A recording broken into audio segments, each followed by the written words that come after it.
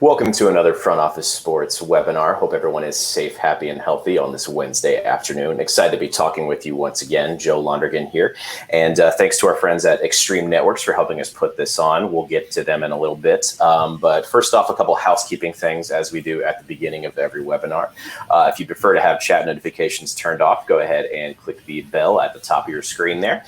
And feel free to introduce yourselves and drop your name, organization, and job title in the chat, all about making connections here. And if you have questions as we go, feel free to drop those in the questions tab. We usually save those for the last 15 to 20 minutes or so of the show, and we'll get to those, as many of those as we can as we go. But today we are talking about live sports and what the fall is going to look like and how technology is going to eventually enable a lot of these teams and venues to welcome fans back into their stadiums. So without further ado, let's meet our panel. If we want to start first with you, John, if you want to just introduce yourself to the audience, tell a little bit about who you are, what your role is, and what your organization does. Yeah, thanks, Joe. John Brams, and I'm the Senior Director of Sports Entertainment at Extreme Networks. And those of you who aren't familiar with Extreme, we are a very focused organization around solutions and really the large public venue space. And that's high-density Wi-Fi, analytics, user experience, fan experience. So we're 100% focused on this. Really looking forward to catching up today and getting to some of these emerging questions and dialogue around this space. Absolutely. Roy, glad you could join us. Thanks, Joe. My name is Roy Sommerhof. I'm the Senior Vice President of Stadium Operations for the Baltimore Ravens. Our home here is at M&T Bank Stadium. We're planning to play games here this fall. We'll talk about that in the next few minutes. So we're excited to join and share some of our insights. Awesome. And last but not least, Andrew, welcome to the show. Thanks for having me. Andrew McIntyre. I am the Senior Vice President of Technology and Innovation for the Vinik Sports Group. For those not familiar with VSG, we are the parent company for the Tampa Bay Lightning. We run Amalie Arena. We have a lifestyle OTT called the Identity Tampa Bay. And then we have the media rights, marketing rights for the University of South Florida's athletic department. So we also run the Yuengling Center, which is where they play men's and women's basketball and women's volleyball. Certainly a lot on your all's plate as fall sports. Those conversations tend to pick up here. So let's just dive right into it. John, we'll start with you. What new demands and acute needs are you seeing from the sports organizations that you're partnering with and their venues in terms of facing what the industry's new norm is about to look like and eventually welcoming fans back into those venues? Yeah, I mean, from our perspective, we're heavily invested in this space. So the first thing we're trying to do is just be a good partner, right? And be sympathetic that this is certainly an industry and a vertical that's challenged right now.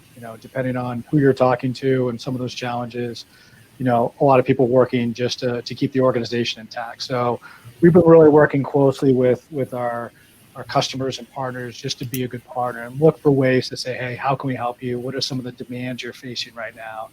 There have been, and there's certainly some emerging things that are happening too from a technology perspective. If you think about what we do, to put it in simple terms, we provide the plumbing at these venues. Both from a Internet of Things and the devices that connect to the networks, and also how people are connected and interface from a wireless perspective. And some of the sort of the micro trends we're seeing, and particularly as we start to talk about, hey, what's going to be the new normal going forward is how do we address some of those short-term needs? Like, for example, in the collegiate market, we're starting to have a lot of dialogue around, hey, we really have to think about tickless scanning, where in Roy's environment in the NFL, it's something that they've been focused on for a while. In the collegiate market, it's about building out infrastructure to support that. It's also about contactless payment, again, putting the right plumbing and infrastructure in place. So we came out with a specific program called the Evo Kits, which was really accredited based on providing these solutions, making it easy for our partners to put it in, making it happen quickly on demand. And as new information becomes real time, we're providing this. So that's really about it. It's about being a good partner. It's how can we help? What are the things we need to solve short term, medium term, and long term? Gotcha. Andrew or Roy, anything to add to that? Yeah, I'll add in a little bit here. I mean, I think one thing that I found that's really interesting and a bit of a change, at least for me, is having to at least reestablish or firmly establish trust back with your fan base, that you're bringing them into a healthy and safe environment. And, for the life of me in my career in sports, I don't remember that being a specific topic that you'd have to address specifically with your fan base. But now you do. And now you need to show that there is a plan. There are new cleaning and sanitation protocols. We're looking into certifications to ensure that other outside parties are verifying that the facility is safe and it's safe for a fan base to attend.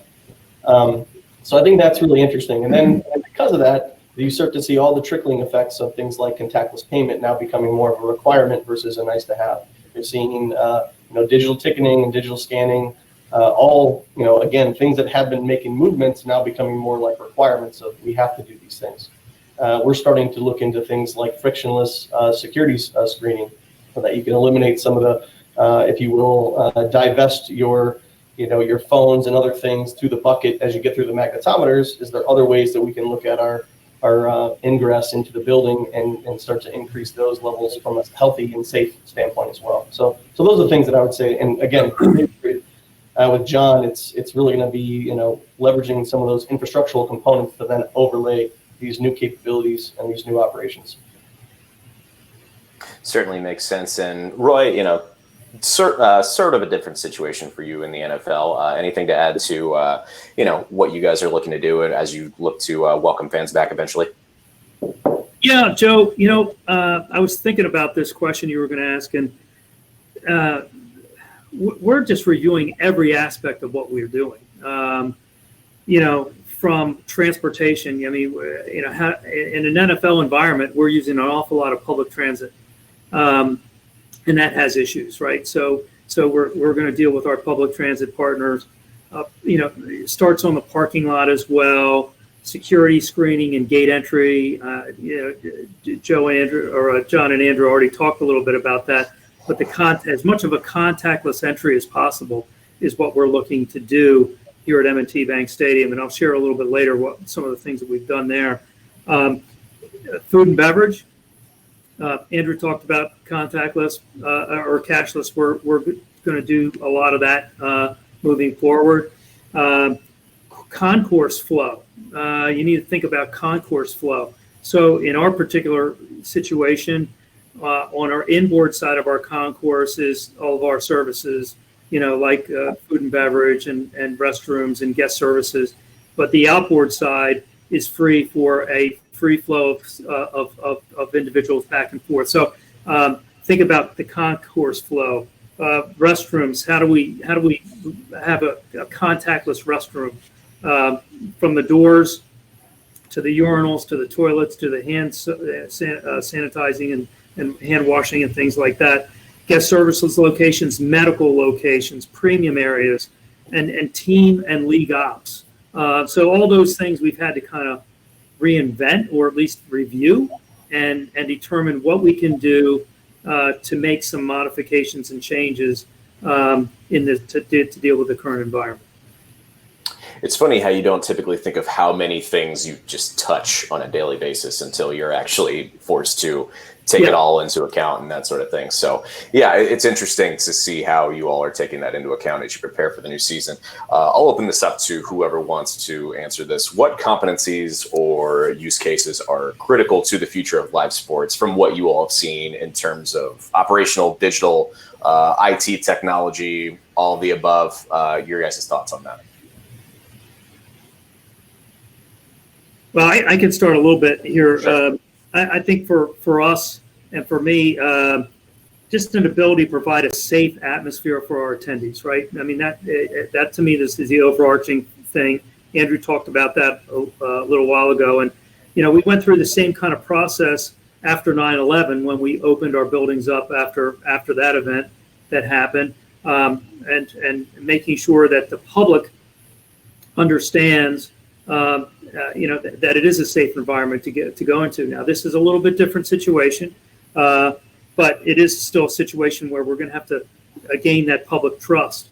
And then and as we do that, we talked about touch-free things, mobile ticketing. Obviously, Andrew talked about mobile ticketing a few moments ago, where we're, most of us in the professional sports environment have kind of jumped into that area. And then the screening process with people coming into our buildings. In the NFL, we've had walk-through metal detectors for a number of years as a requirement. But I think what you're going to start seeing, in addition to walk-through metal detectors, and Andrew spoke a little bit about this, divesting of other materials like keys and cell phones and things like that. In the NFL, you can bring a bag a small bag into our building. You're going to start to see X-ray machines at all these entrances. Maybe not this year, maybe not next year, but in the near future, more and more entry points, we're going to have X-ray machines, so that becomes a contactless situation where the attendant then can see what's going on inside that bag, making sure that it's safe for the people that are coming in, but also the folks that are screening the bags.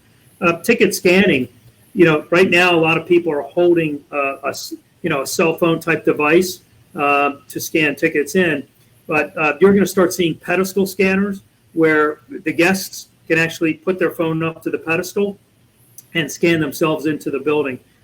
We've been fortunate. We went out and purchased those last year, so we kind of skipped that step of doing it this year, or in the future. But you're going to start seeing more and more of that.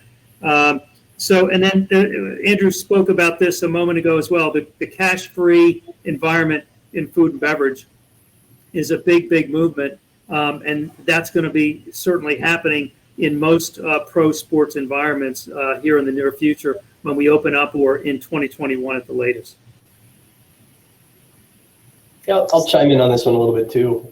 I think you mentioned future competencies, and so I think what the pandemic has really made us take a hard look at is how do we make sure we stay connected to our fans and our people when we don't have events in the building. And so for us, that's it's all around engagement and bringing people together, but now doing it in a virtual way. But I think that it also extends into really what is that second screen experience? What are the things that you can do to enrich and enhance the experience if you can't make it to the arena? So if you have a live broadcast, is there something else that you're doing, whether it's gaming? Obviously, we're doing a lot of study and research into the gambling aspects of sports and how that's going to look moving forward. We're starting to investigate and research into interactive video streaming. So how do you enrich the experience itself? Just like this, with running chat lines going on, questions, Q&A, polls. How do you change? We've been studying a lot of the esports and the solutions that esports uses and how they engage their fan base. So I think that you're going to start to see content, engagement outside of the building, and then really tying those people to get them back into the building once we can open back up. But really that connection, so that you can really always be communicating with your fan base in a very interesting, interactive way. Providing them great content, keeping them close, and then as soon as we can open up, getting them back into the arenas that we run.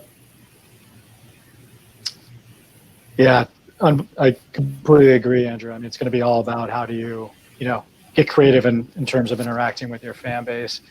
I was going to add a little bit to what Roy said. I mean, it's interesting when you start to overlay new technologies, it sort of brings on and some unintended consequences is because of that. And we've been sort of modifying our strategy based on that. For example, the whole ticketless scanning thing, what you didn't think about, and as you have people enter your venues, even if it's less people, you're going to have to now spread them out, which means now if you're providing connectivity to them, to, for example, download tickets, and we know in the case of Ticketmaster, they're constantly refreshing, we now have to expand that connectivity out. So it's something that, again, in certain environments, people had thought about that, but you have to sort of put some energy into that. It's the same thing, by the way, for contactless payment.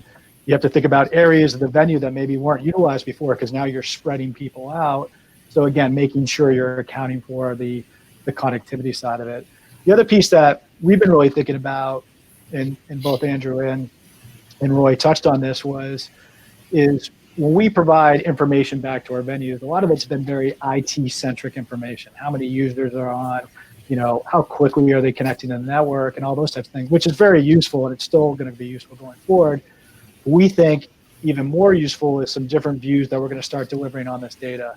Roy mentioned one of these is flow information, right? Now, how can we track users, and not necessarily from a contact tracing perspective, which is one aspect of it people talk about, but how do people actually flow through a venue now? And when they scan their ticket, where do they immediately go? And keeping sort of track of that and providing that information real time. So these are some of the views we're thinking on expanding on top of our analytics solution to provide back to the venues, whereas before maybe it wasn't as important to them, but now, for example, flow information will be really important. So again, it's adding on to the things we've been already doing, but just sort of reimagining how we might use these things, and as we start to bring people back into these venues. John, do you want to maybe expand a little more on just the types of things that Extreme does with the teams within the pro and college ranks that you guys partner with, and some of the things that you're delivering for them? Sure. Yeah. I mean, we're mostly known for high density Wi-Fi, right? We have a specialization around that practice. We have in the U.S. alone, we have over 45 venues that use our solution end to end, and that's something that we've built our business around. We have very specific go-to-market solutions. We even have form factors that are designed 100% to be put into an environment like these, the large public venues. So if you're doing a full implementation and it's a full stadium and arena, we have products that are very much designed for that space. They're designed to be, in the case of stuff that's located in the seating areas, they're designed to be stood on. They're designed to be drop up here. So we've come up with really nice form factors to that. Again, probably the other area that we're really known for is around the analytics, and I just spoke to that a little bit, which is tell me what users are doing in your environment. And that used to be really about IT centric. The other piece I mentioned, the flow data that we're really working on, is marketing, right?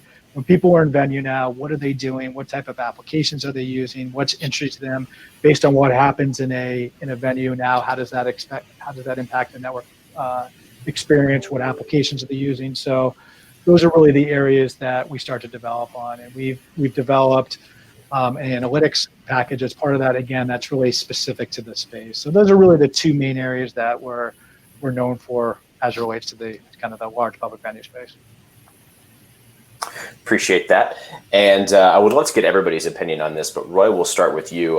In what ways do you think kind of this new normal that we're headed for has accelerated kind of the lean into an industry-wide digital transformation, as it were? Like, how has this impacted, the steps that you were already taking to incorporate digital more and more into what you're doing? Well, it's interesting. Before this happened, we were talking with John and his team about enhancing and expanding our Wi-Fi network in our stadium. We had implemented the Extreme solution, I think, about 5 or 6 years ago, and they've got some newer products and better capabilities at this point. So we were going to be doing that, and we were going to expand that process. So we've deferred that until next year. But some of those things that we're talking about doing would certainly help in a lot of these contactless kind of situations that we're just talking about. In the scanning, we can have much more robust scanning opportunities at our gates when we have 30,000 people, coming to our gates in less than a half an hour and getting them through that throughput in that short period of time.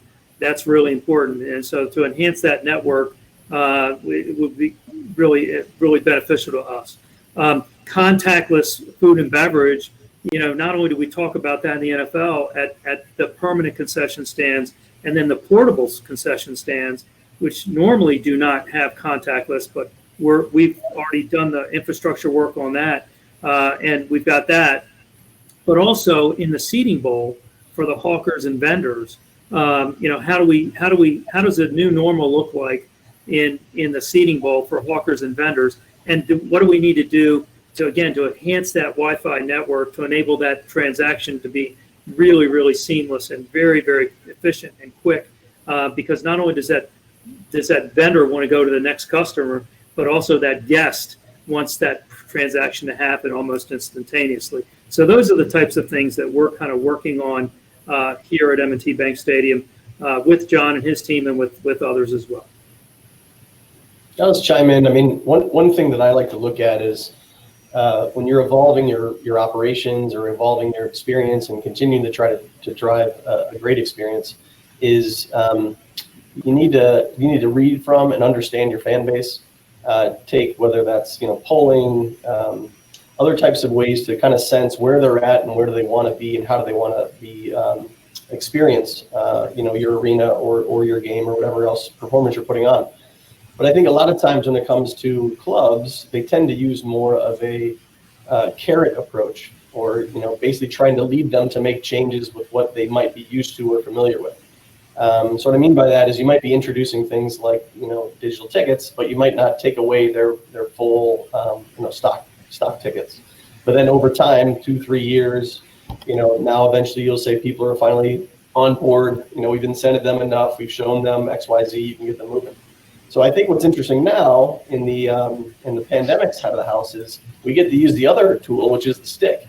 And so what I mean by that is you can accelerate a lot of things that you're like, hey, I really want to go fully digital in my arena or my venue. But now the answer is like, we're going to force it. And the reason why we're going to force it is because we're driving to a safer environment. And this is what all of our fans need, not just the people who we're trying to incent to get them there. So I think this is really an interesting time, because a lot of times you might have 3-5 year roadmaps to get to fully digital. You might want to go completely cashless. You might want to, these all might be things that you've been talking about. Now you have a tool that you can use to say, we're going to have to do this. We're going to do this at speed, because that's what's going to help bring people back into the arenas that much quicker. So that to me is a pretty fascinating piece of that acceleration. It's a shifting away from the carrot and moving to the stick. And for me personally, as a technologist, like that's always good. When you can take something away and force the action, you're going to get adoption because there's no other option. But sometimes people don't like it, but hey, that's what it's going to take. Sure. John, do you feel like there are specific solutions that Extreme Networks has that has helped some of these teams and venues better prepare for those challenges and things that Roy and Andrew have been talking about here?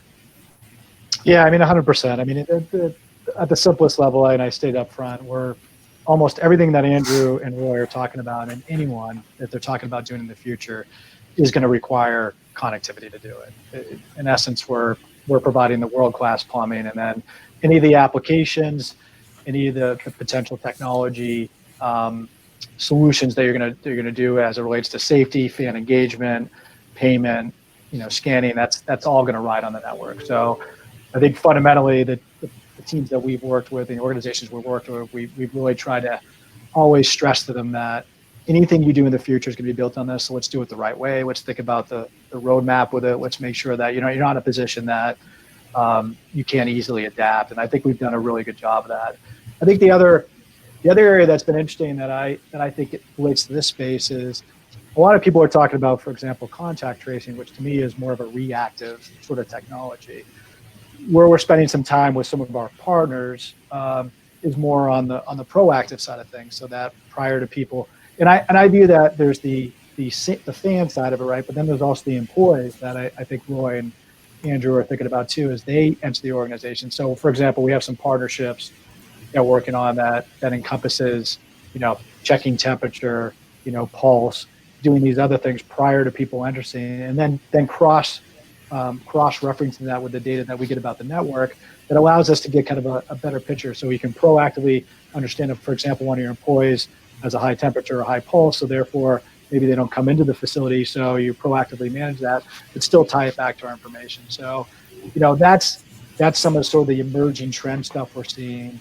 And I think that's if you can talk about positives that come out of it, I think we'll have some really cool technology integrations that we'll be able to speak to with our partners and customers going forward. Appreciate that. Go ahead. I was going to say, on the contact tracing side, again, no commitments yet, but things that we're investigating, is I think there's some really, really interesting technology as it relates to facial recognition and being able to leverage that within your security surveillance system to be able to basically trace a person through their entire experience in the venue. Now, I know that sounds a little bit creepy, but you can think of it as the bad use case, or you can look at it as the good use case, which is, hey, there's a lost child in your venue. They're trying to locate their parents. Now we can actually see and spot them throughout the actual arena, and then get a tie back on those people and reconnect those families. So like that's an area that I think is really quite fascinating. There's some great tech. You can tie back the contact tracing. So there's really looking forward to see how that evolves. And Roy, I'd like to hear from you. Have you guys started to look into anything like that, or what are your initial thoughts on those tools and technologies? Well, I think those tools are great. I know that in the league level, at the league level, the NFL, they are using the facial recognition technology at Super Bowl for credentialing.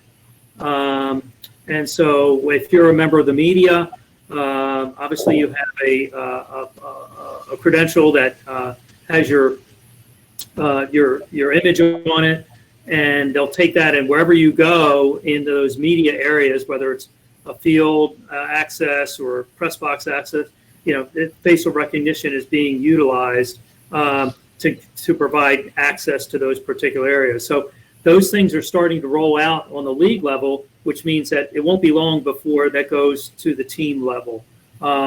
It's nice that the league can be the incubator for a lot of some of these great ideas. And so we're excited that down the road to be able to see that and maybe utilize that type of technology here at our stadium in Baltimore. Appreciate that input from all of you. For this next question, we'll start with John and go back around the horn here. Obviously, with everything that's going on, when fans eventually do come back, there are going to be some fans who are not exactly comfortable being in large groups and that sort of thing. So what are you kind of seeing within the space and from within your own organizations in order to engage those fans that are going to stay home and fans who are at home now, if that makes sense? Yeah, it's always been interesting. I mean, and I'm sure Andrew and Roy can speak to this probably better than I can, but we've always looked, an interesting sort of trend that you see is most organizations have had apps available to these teams for a while. And it's always the conversation is, how do you increase app usage and consumption? Because it's quite transparently, it's always been a relatively low rate of adoption. And we can see that with our analytics. But I do think now with what's going on, I think, first of all, that some of it, like I said, meticulous scanning, contactless payment, a lot of that is probably going to be done within the app. So that's going to increase consumption. But I also think it now becomes the format or the vehicle, if you will, to become more adoptable by people not in venue as well, right? Because now, there's several different things that are being talked about in terms of utilizing that app if you're not at the game day experience. And so I think it's finally it's a vehicle to actually start to utilize that. And whereas before maybe that there wasn't necessarily the need to do that. So I think it's a good way to kind of create a community, get a higher adoption rate, and it's a good platform for I think the teams, the organization to start sharing content. Well, for us in Baltimore, we're very fortunate. We have a really strong group of season ticket holders and a strong group of supporters here in Baltimore since we've been here about 25 years, and their engagement with us is off the charts in terms of where how we deal with them on a day-to-day basis, not even when we're in the building, when a day like today. And their engagement on our website and all these digital channels is phenomenal. I think having a player like Lamar Jackson on your roster certainly helps. And so that's really helped us this last couple of years. But I'd say things that are interesting, I think, to me, and that is something Andrew mentioned earlier, the second screen situation where fans can't come to the game. This second screen, this opportunity for us to engage fans when they're not at the venue or they can't go to the venue is a really intriguing one that is starting to be developed. I know in the NFL, I'm assuming in other leagues it's being developed as well. And I think that's an exciting opportunity, not only for the marketing side, but also the fan side, because they might see some things in the second screen that they wouldn't necessarily see if they actually in the venue. So I think that's an exciting opportunity there. And I'll leave it at that and let Andrew chime in a little bit. Yeah, no, you took the words out of my mouth. I think that second screen piece is going to be huge. Like if people are unwilling or they don't feel safe or they're going to wait a little bit longer before they come back to the venues, it's bringing that experience to them in a different way. And I think that's all around the second screen, whether that's gamification, whether that's if people want to do on the gambling side of the house, if your state is moving in that direction. I think the other thing that we're starting to see, and we've been doing this now with, I would say, not live content, but kind of historic games that were meaningful to our team, but like a watch party concept, where you have multiple people basically watching the game or a replay of a game, and then getting some really unique insights from individuals. So whether they be the former GM, former players, former coaches, so you're rewatching, let's just call it a historic game where you won you won the game that's going to take you to the Stanley Cup Finals. Now you're going and hearing them talk about what was happening in the game and giving some really unique perspectives of that experience from their standpoint. So I think the watch party concepts and some of that additional content, experiential things wrapped around the game when you're not willing to be in the venue, I think is going to keep on growing, and you're going to start to see more and more. Because for me, I look at it as you have your traditional, broadcasts. You can pick it up on radio. Obviously, you can do a lot over OTT now and just pick it up on the web and your personal devices.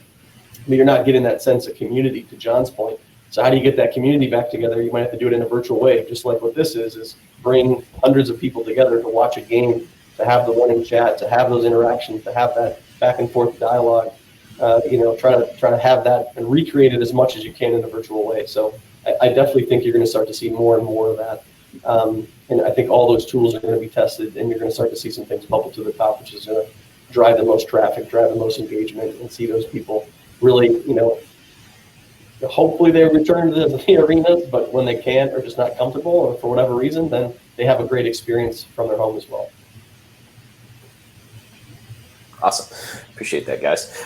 Before we jump into some audience questions with the last 20 minutes or so of the show, Roy, kind of the thought on everyone's mind is, what's going to happen with the NFL. So with the NFL season approaching and as you look to potentially host fans in your stadium at some point, what do those kind of preparations look like for you and for the rest of the crew over at M&T Bank Stadium?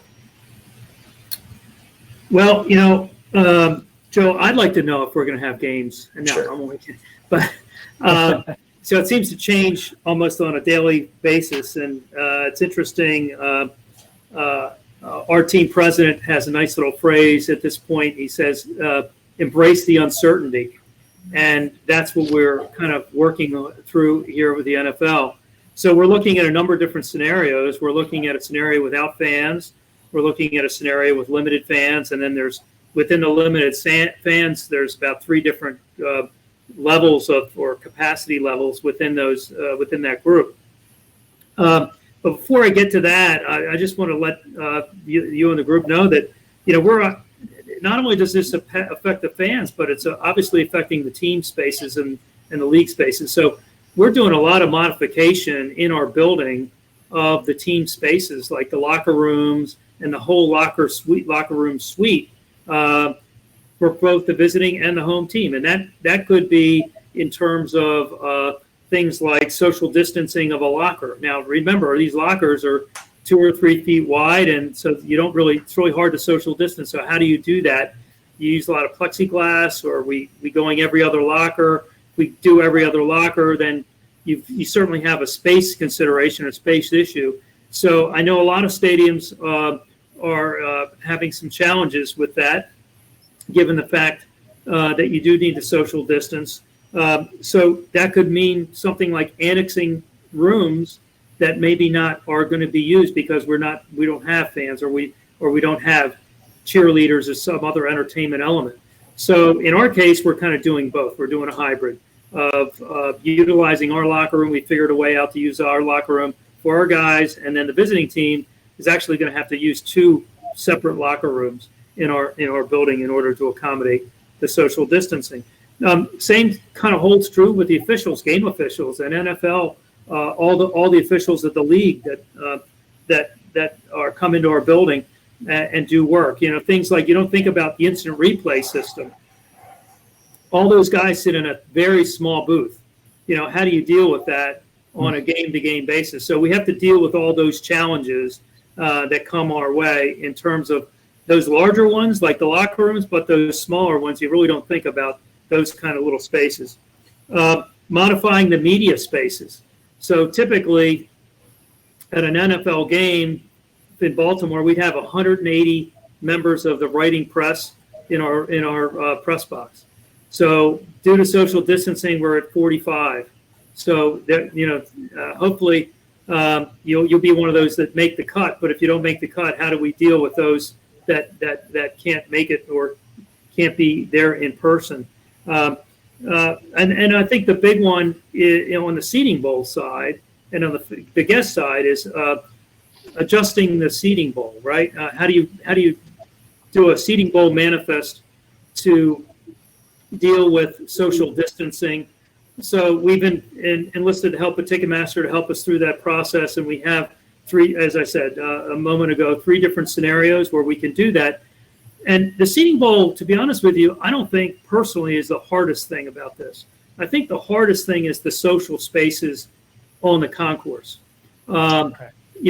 Things like the concession stands, things like the restrooms, things like any of these interactive areas that you might a team might set up on a concourse.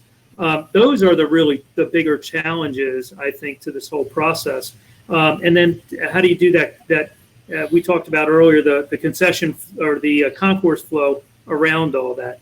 So, and then finally, the food and beverage is a huge component at a building. Look, we are the largest bar in town. Okay, whether people want to agree or disagree with me, I've been in this business for 41 years. Okay, we are in the NFL, or in Andrew's case, or I was in baseball for many years. We are the largest bar in town. And so because of that, people tend to gather. And what are we trying to avoid? We're trying to avoid gatherings here. So it's kind of a dichotomy that we are faced with here, and a huge challenge on how to deal with that. So some of the things that we're going to think about doing is, in all our concourses, we have televisions that are on, typically showing the game as you're kind of walking around the concourse or hanging out in the concourse. We're going to probably turn those TVs off, because when people aren't in the concourse, or people are not in the bowl, or I'm sorry, when people are in the concourse, when they're done going to get their food and beverage or going to the restroom, we want them back in the bowl watching the game in a socially distant environment. So those are just some of the little things that we're thinking about doing when we open up. Now, that could all change. Change seems to change weekly in the NFL, but those are some of the things that we're kind of thinking about right now. Appreciate that. And the largest bar in town is certainly one way to classify a stadium, I suppose. Certainly is. Appreciate that insight. So let's move on to some audience questions here. Interested to get your all's opinion on this coming from the venue side.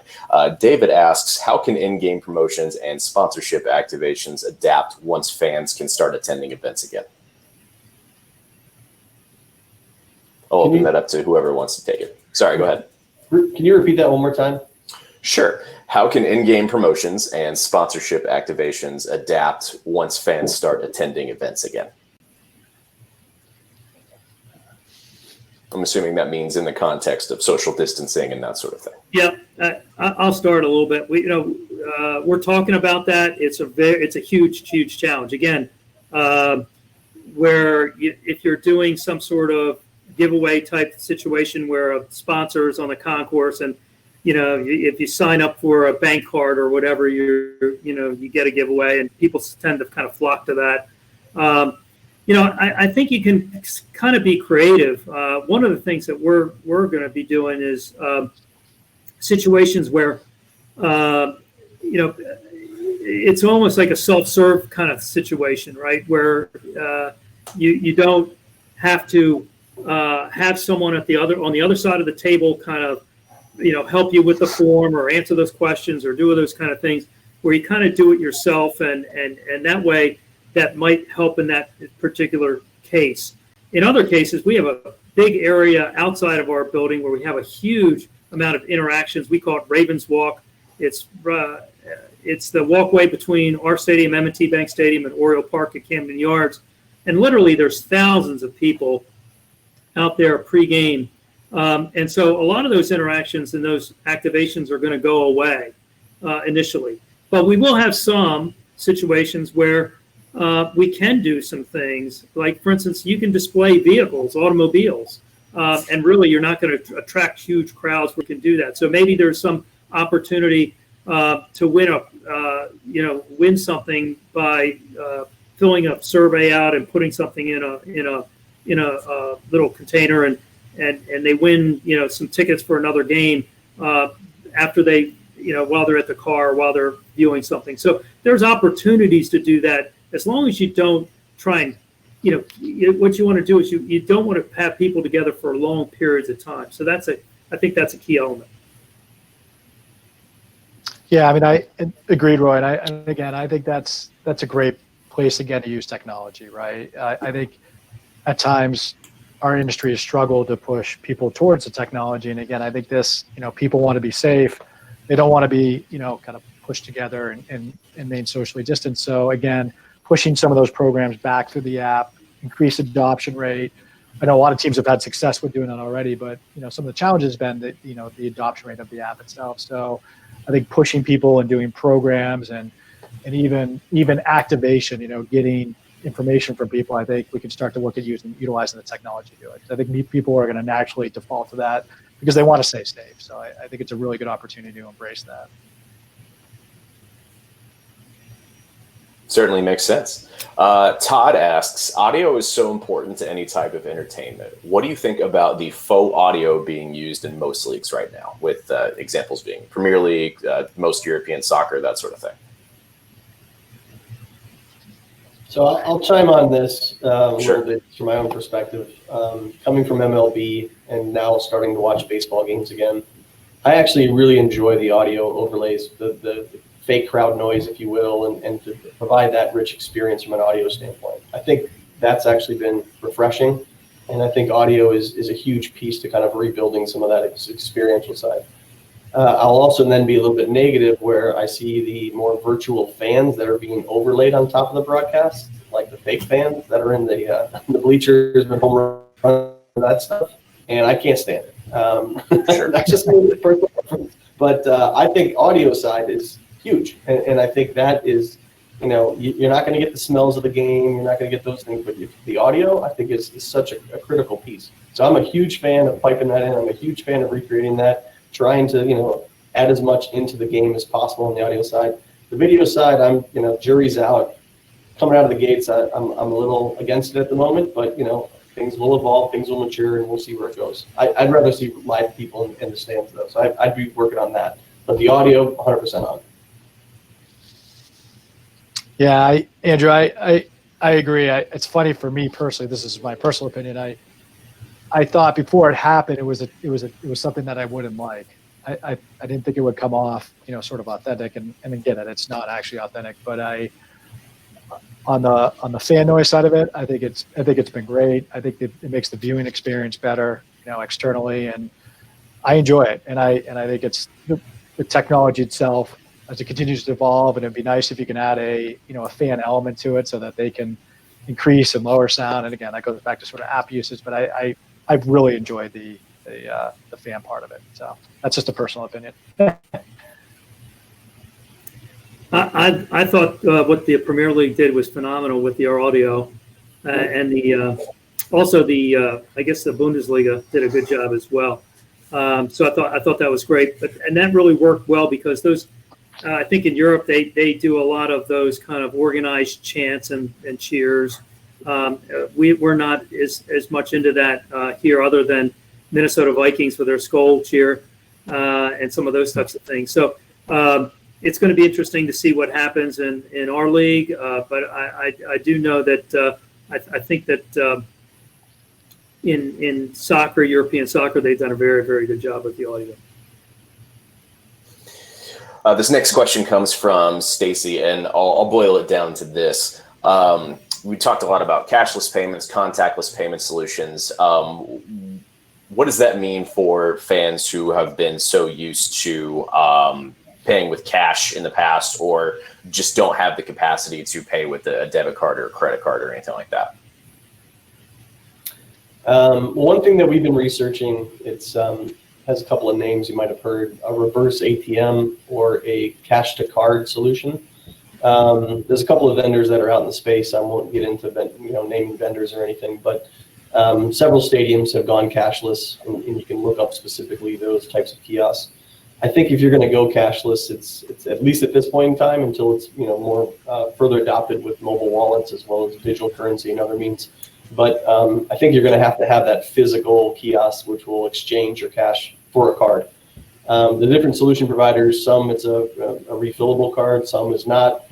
You can design it to actually only work inside of your venue, or you can work it that you could use it anywhere. So I think you have a lot of really good options out there to consider. But I do think that that is at least more, it's going to become a bigger part of every venue that you're going to see as they're going cashless, is making sure that they have taking that percentage of people that still don't have another means of payment and only have cash to basically convert them into a card. The last thing I'll say on that is I think the next step further is really not just cash to a card, but really cash to your mobile wallet. And so, tying in those devices so that you're immediately tied into your mobile wallet, and now your device itself is basically the way you're paying. At least that's the way we're thinking, and I can't say 100%, but I would say about 90 to 95% is that's what we're going to be pushing for when we get fans back in the arena. So for us, I'll echo what Andrew said. Reverse ATMs is what the solution is for us. And again, before this pandemic started, we were really thinking about cashless. Anyway, we're over 50% cashless at our people paying with credit card or debit card prior to this. So we were strongly considering it, and I think because we're on deferring a lot of CapEx this year, what we're going to do is we're going to phase it in so that at a concession stand, let's say a stand has 8 point of sale, a number of those point of sale will accept cash as well as credit and debit cards. The others will just accept the credit and debit cards. And as we move along, more than likely in 21 and beyond, we'll implement the reverse ATM, and every one of those point of sales will be cash free. Certainly looking forward to those being implemented. So this question comes from Mark. Have you guys explored virtual reality as an option? Obviously, it eats a lot of bandwidth, but he believes it's an awesome experience for fans. So interested to hear any ways that you all have experimented with that so far. I can speak to that a little bit. We did some virtual reality stuff last year in our building. It was really done for the fans and as a test almost for the NFL for a Super Bowl segment that they did in virtual reality for the fans in the bowl. So we did it. It was very well received. You can look it up on the internet. It was pretty cool. And so what we haven't done yet though is any kind of VR stuff or out of stadium stuff. So we're looking into it, but it's very, very early on with technology to enable to provide that sort of technology. I will tell you that we do it for our football players and our football team. They practice with virtual reality. I'm assuming Andrew and his team do some of the same kind of stuff.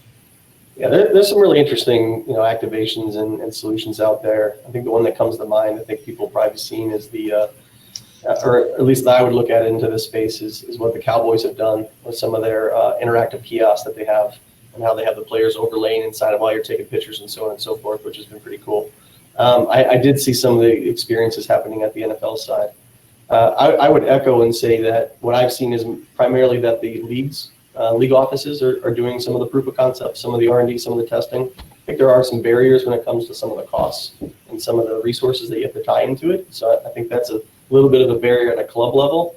Not saying it's not overcome, but for us, if we're not having events, we're not necessarily driving revenue. So we have to be very selective with where we're going to be putting our investments.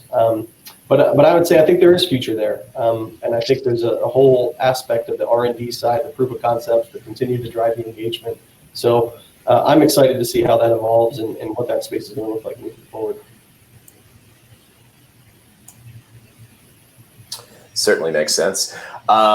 So with the last 10 minutes or so here, if you have any more questions for our panelists, feel free to get those in the chat.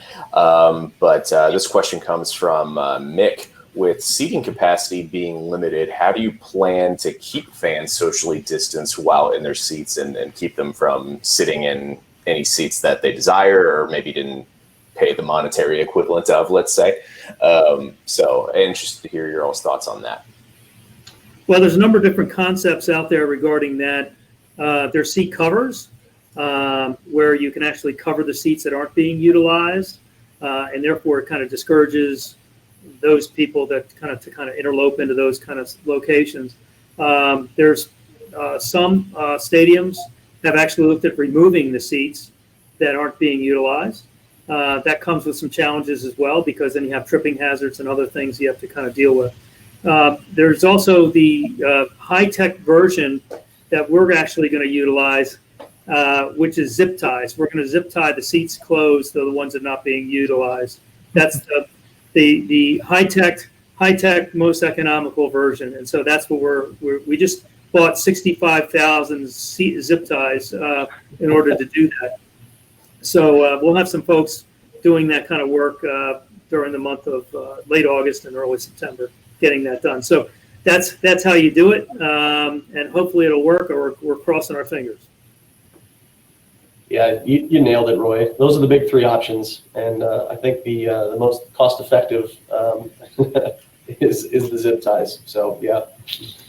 I was hoping John would be able to come up with a solution. With a technology solution? Yeah. Actually, kind of a related question for Roy and Andrew. Are you thinking about how fans sort of exit the venue as well? Are you, I guess, just wondering what your strategies around that? Yeah, I think egress is actually more difficult than ingress. I mean, ingress is timed entry. You can channel and funnel people into different ways and make sure they're getting to their seats. But I think, to Roy's point, I think concourses and normal gathering places, restrooms, concessions, break rooms, other things like that. And then I think that's a challenge. And then egress. I think, are you going to be able to say at the end of the game, okay, now like an airplane, here are the rows that will be exiting at a certain time. Usually it's kind of a free-for-all and people just start, getting up. Plus, if you want to leave early, what does that mean? So I think there's some discovery that still needs to happen on that front to see, what's going to be the best approach there. I don't know, Roy, I mean, you might be a little bit closer to this one. Yeah, we're working on some ingress options right now. Depending on where your tickets are located in the seating bowl will determine which gate you can certainly utilize. We haven't gotten to the point of the egress yet, but those are all really good points. For instance, in our lower bowl, we have normally 30,000 seats in our lower bowl. We're probably only going to put 5,000 people in those 30,000 seats. So in terms of egress, I'm not as concerned about egress. As long as I open all the gates up on the exit, they can go out more than likely in a socially distant manner, especially when everyone has to wear a face mask. So, so if you can do that, I think you'll be all right. Although we may get some more direction from the league on that, but it's more of the ingress for us in the league, because we do have some queue lines in order to go through and move through the security screening process. So for us, that's more of a challenge, I think. Makes sense.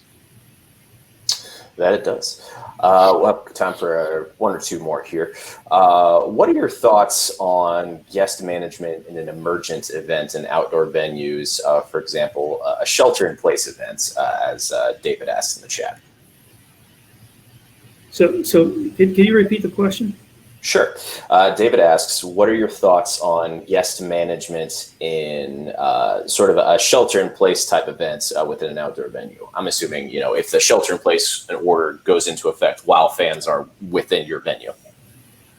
Well, I think safety trumps everything, right? And so my sense is, if, for instance, you're in an outdoor venue and you've got a tornado on its way to your venue, I know you want to be socially distant, and you certainly do the best you can, but you've got to shelter these folks as best you can in a socially distant environment. So I think the first thing is the safety is the most important thing. So you've got to get everyone into a sheltered area, and then if you can, using any means you can in any spaces you can, restrooms, concession stands, any kind of spaces, to get them into a sheltered space and try to distance them if possible. That's all you can do. It's a huge challenge for all of us, but that would be my simple solution to that. Any thoughts on that for your side, Andrew? Yeah, it's extremely difficult, extremely challenging. But I think to Roy's point, I mean, you know, what's the safety concern? Is it the hurricane coming, or is it going to be, you know, the potential for spreading a virus? And so I think you have to weigh those two things: is what's the highest risk area at that time, and then adjust your procedures and go from there. We're still building our plans. We're still working on our arena reopening plan itself, and all those things are being considered of what can we do. The Yingling Center itself is actually it's a facility that's built in case there is a hurricane here in Tampa to be a place of refuge. So, you know, how do you operate that and that same thing? So lots to continue to discuss and understand it before we roll those plans out. And then back to, you know, who are we rolling them out to? It's back to the county, the city, and the state to make sure that they're in agreement with what we're doing when we reopen. So certainly not a situation that any of us want to be in. We'll go back to something on a happy note to end it off here. This is sort of an amalgamation of several different questions from the chat, but obviously with the current COVID situation, there is the risk of attendance being affected long-term in terms of numbers going down. So how do you guys create an experience that, as Peter puts it, a moment of awe for fans once they start coming back into the stadium, and, you know, create an experience that's going to want them, or going to make them want to keep coming back, rather? I guess I'll start. Sure. Look, when I was I remember my first experience at a stadium was going to a Baltimore Orioles baseball game when I was about 8 years old, and I walked through the vomitory or portal, and you see that really green grass, and it's beautiful, and it's well maintained, and you know, just the sights and sounds. There's nothing like a live event, whether that's a live event in a football game, a hockey game, a minor league sporting event, a concert, any of those types of things. So I think, first of all, you have to do, and Andrew spoke about this a while ago, you have to make sure that you communicate to the people that might be attending that it is a really safe environment to go to, that you've taken certain steps to make sure that environment is safe, and that's important not only to you as an operator, but also to the guests that come. And you want to go back to make it exciting and enjoyable, and an opportunity that is a once in a lifetime opportunity to see this event. So I think you have to kind of not only let them know how the steps you've taken to make it safe, but also say, hey, remember what it was like the last time you were here. Like when I was a little kid, my dad took me to that game, how cool that was. And so I think if you can combine those two things together, you might have a winner. Yeah, I was just going to say, I think it's a layering of experiences. So, you know, it starts with some of the visual things, and then it starts to be, you know, layered on as what's the audio experience. Then you start to look at, you know, what is the visuals that you're seeing, whether it's the game presentation. And then I think there's a lot of this tribal stuff where it does get passed down by generation to generation. So, you know, watching a Cubs team win and singing "Go Cubs Go" after a victory that's a great experience that I think everyone, you know, would like, even if you're not a fan of the Cubs, but being in Wrigley Field and having a couple of pints out in the bleachers and singing "Go Cubs Go," like, you have to do that. That's on your bucket list. For Tampa, I would say, is when we score, we shoot off the Tesla coils. How many places have Tesla coils in their building that you're firing off real lightning in the building and the place is going crazy? So to me, you could do as much as you want to recreate that, but 20,000 fans screaming over a goal, lightning going off, you know, those things I think are always going to be something that's going to draw us in. But then it's going to be is the layering of, do I have great connectivity? Do I have a safe environment? Can I go completely contactless if I need to? How is my security screening? Is it easy to get to, so you start layering all those things. So I personally think, and I'm obviously in the industry, so I love it, but those experiences, like those are bucket list things. I don't think you can recreate them from home. Like you can't. You just need those mass gatherings. You need that excitement. You need to be arm in arm with your friends and family. And I don't think you can replace those. So I even though I think it might take some time to get people back, I think once it becomes safe and some of those health concerns are starting to slide, you're going to start to see, I think, a big rebound in live events. That's just my own personal opinion. Beer, baseball, and Tesla coils, essential items on any bucket list, if you ask me. So with that, we'll start wrapping up. Thank you so much to our panelists, Roy, Andrew, and John. I know we dropped their LinkedIns in the chat earlier. If you want to go back and find those, highly encourage you all to connect with them, pick their brains, learn a little bit more about what they're doing in the space to be unique and innovative. Thanks again to our friends at Extreme Networks for helping us put this on, and highly encourage you all to subscribe to the Front of the Sports newsletter so you get notified when we do another one of these. Until then, have a great rest of your week. Stay safe, stay happy, stay healthy, and we'll talk to you very soon. Thank you, everybody.